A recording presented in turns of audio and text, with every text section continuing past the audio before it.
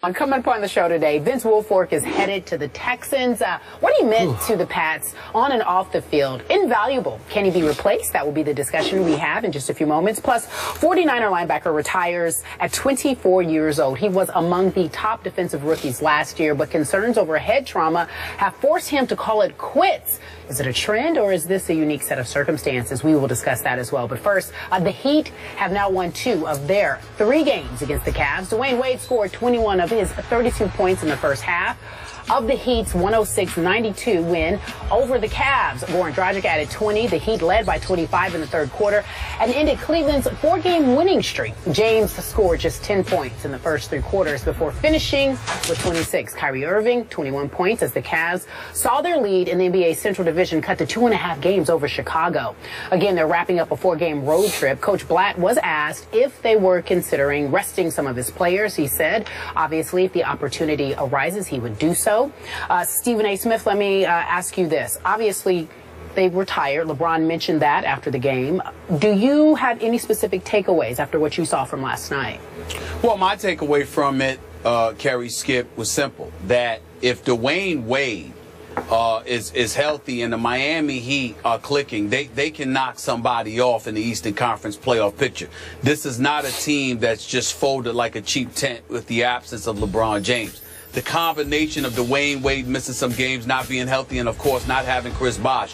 The second they acquired Goran Dragic, if Chris Bosh hadn't gone down because of his obvious health issues, and Dwyane Wade could give you anything, the fact is that we were looking at the Miami Heat possibly meeting the Cleveland Cavaliers in the Eastern Conference Finals. Obviously, Atlanta is somebody that everybody's going to have to consider the way that they've been rolling this year.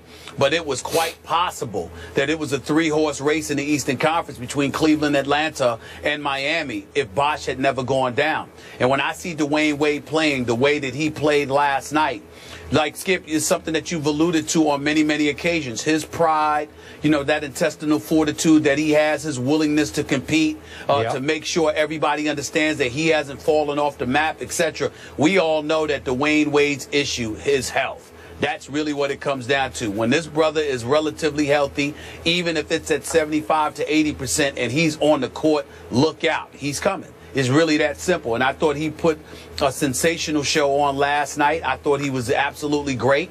Goran Dragic giving you 20 points from that point guard spot obviously makes him formidable.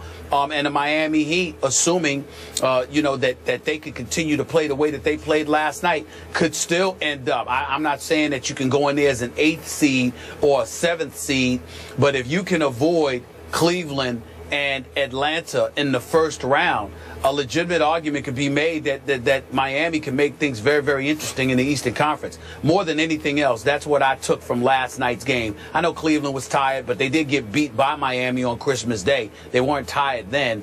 So I just think even though J.R. Smith and Amon Shumpert, they weren't there at that particular moment in time, I just look at Cleveland as a team that can amp it up in any given moment when they get clicking. And with Kyrie and LeBron being the dynamic duo that they are, to me, the only question about Cleveland is what they're going to be able to do with Kevin Love, because you're going to need him to win a championship, even though I don't think you'll need him to get out of the East.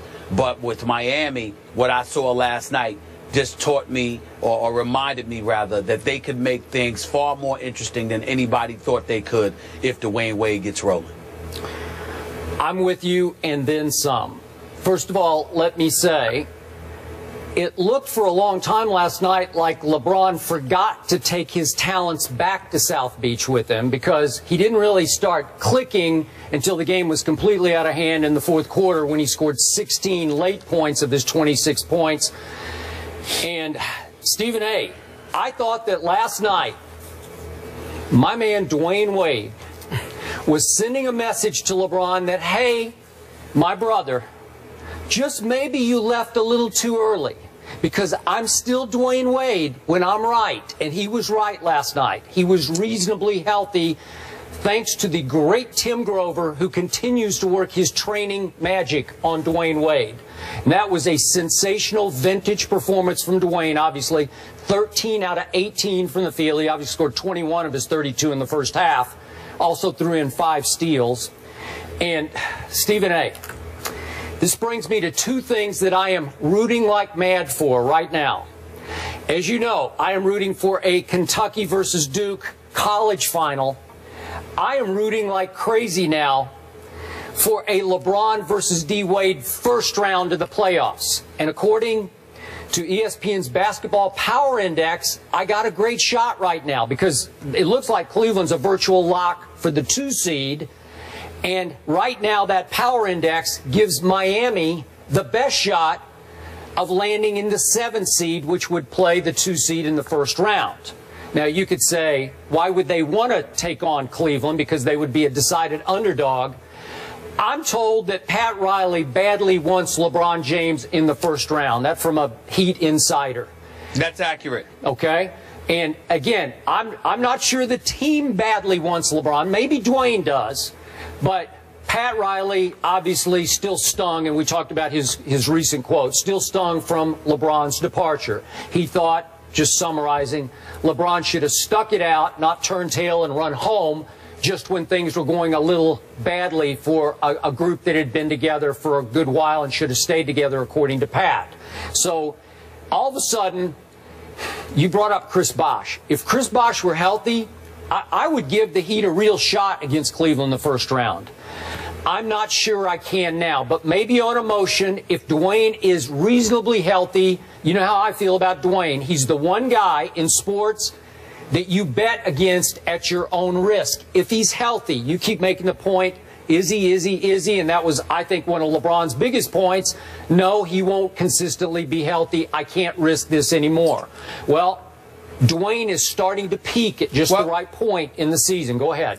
A couple of things we want to point out. Number one, listen, Pat Riley is an ultra competitor, and Pat Riley definitely wants LeBron James because he was stung. But at the same time, and you know how much I love me some Pat Riley and Mickey Arison and the Heat organization, but you have to look in the mirror about what you could have done differently.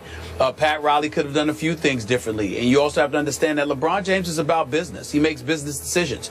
He made a business decision to depart from Cleveland and go to Miami. That was going to give him the best shot to win a championship. He didn't stick with his old team and his hometown team at that particular moment. Pat Riley had absolutely no problem with it whatsoever. So don't have a problem with it when he elects to leave.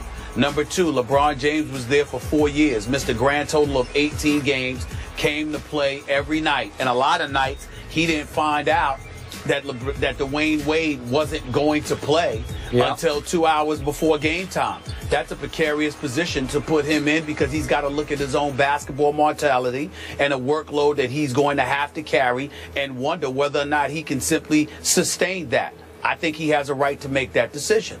You look at Kyrie Irving.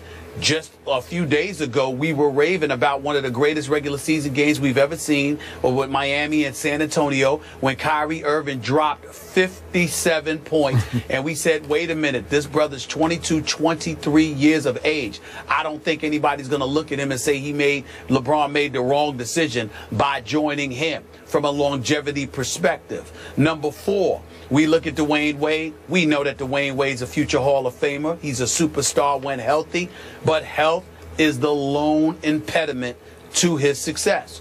And if you combine that, if Dwyane Wade were healthy and Chris Bosh were healthy, I think we'd be looking at a Miami-Cleveland collision course in the Eastern Conference Finals. I don't think there'd be any question about it.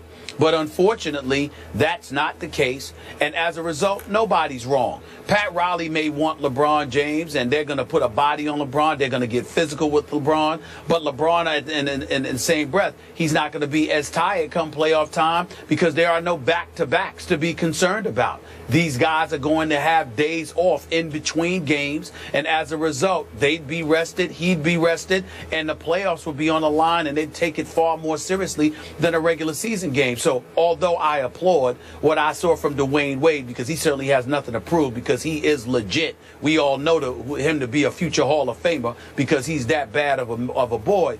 The bottom line is let's pump the brakes just a little bit and not get too carried away with what we're seeing in a regular season game, because Pat Riley and the Miami Heat may very well need to be cautious and careful about what they're wishing for, because the LeBron James and Cleveland Cavaliers team that they saw on Christmas Day and last night I suspect will be far different than the ones you would see in the playoffs if the Miami Heat were to meet them. Okay, I agree with what you just pointed out. That's great perspective. But do not forget, the Heat have two new pieces that at least make this interesting. Hassan Whiteside, when he decides to channel his emotions and his energy strictly into dominating the paint and not cheap-shotting opponents, has turned into a force. He had 16 and 11 and at least sort of neutralized Mozgov last night. I think he did more than neutral. I thought he outplayed Mozgov last night, even though Mozgov was at times pretty good. And then a Pat Riley favorite, his acquisition at the trade deadline. Kerry mentioned him. Goran Dragic. I like him. Pat Riley got him to attack, really for the first time since he's been with the Heat last night. 15 times he drove the basketball, and great things started to happen. He wound up with 20 and 9 because he can shoot those little mid-range jump shots. But those two pieces make them at least dangerous to me, along with a reasonably healthy D. Wade. Well, I think what makes them dangerous more than anything, Skip, is the potential of a first-round matchup. Because let's say, for example, they met later, then that would be more of a workload on their body outside of the 82-game regular season. So if you're Pat Riley and the Miami Heat, and indeed you do want LeBron in Cleveland, you want them as early as possible, not late, number one, when they catch a rhythm, and number two, when you've had more taxing regimen placed on your body because of playoff competition that preceded that potential matchup. So to me, you want Cleveland as early as you can possibly get them if you're Miami and LeBron. I mean, you're Miami and D. Wade and those boys, and I understand that. But again, D. Wade is great. You know I know that. But he ain't LeBron. And he doesn't have Chris Bosh. And those are two blows that hurt you. You don't have Chris Bosh. Okay, but Pat Riley would love to see his team in the first round get to push and test LeBron James. Sure, that's all I'm saying. Sure. And not only that, the future, too. He believes that in the future, when Chris Bosh comes back next year, they may be able to beat Cleveland. You mentioned the first-round playoffs, and I have to agree with Eric Spoelstra. He says last night we're playing for our playoff lives. Right now, the Heat are in a three-way tie with Boston and Indiana for the final the two Eastern Conference playoff spot. Let's